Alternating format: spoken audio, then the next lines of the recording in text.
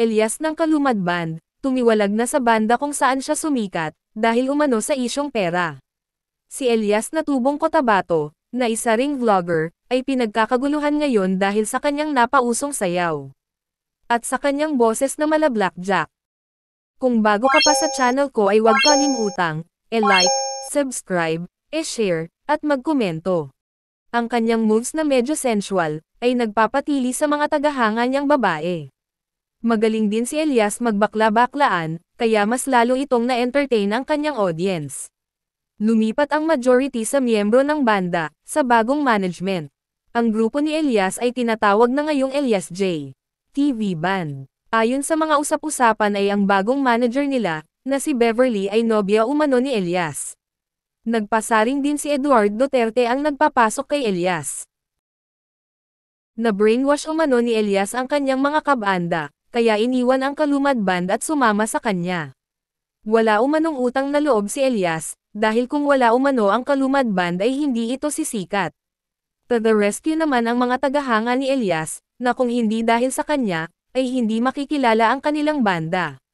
Sa Facebook ay kalat ang upload ni Eduard Duterte, na gusto niyang makipag-meeting kay Elias, upang pormahan ang kontrata sa mga naiwang projects.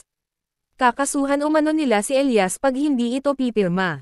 Sa buwan ng Abril ay ilang araw lang sa Semana Santa, ang pahinga nila, at araw-araw may gig.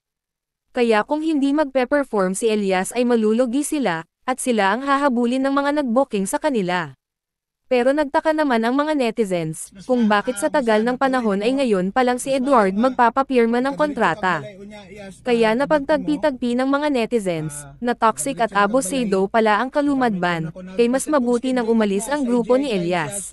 Atubangan, kauban sa kuwang abogado, ugma, mag-contract signing ta ugma. Mga netizens na kampi din sa Kalumad, ay sang-ayon sila na lumaki na raw ang ulo ni Elias. Pero ang mga diehard kay Elias, at sa mga nakakita sa actual na kondisyon ni Elias at ng kanyang mga kabanda, ay todo ang suporta nila. Maliit lang kinikita ng mga miyembro, kahit araw-araw ito may appearances sa iba't ibang lugar. Wala rin daw umanong maayos na pahingahan, at sa kung saan lang natabi-tabi sila kumakain kung minsan. Kahit ganito na raw ang dinanas ni Elias, ay patuloy pa rin ito sa good vibes. At walang maririnig na negatibong paaring mula sa kanya.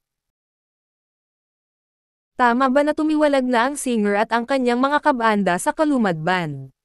May habol ba ang dating banda kung kakasuhan man nila si Elias? Ano sa tingin ninyo?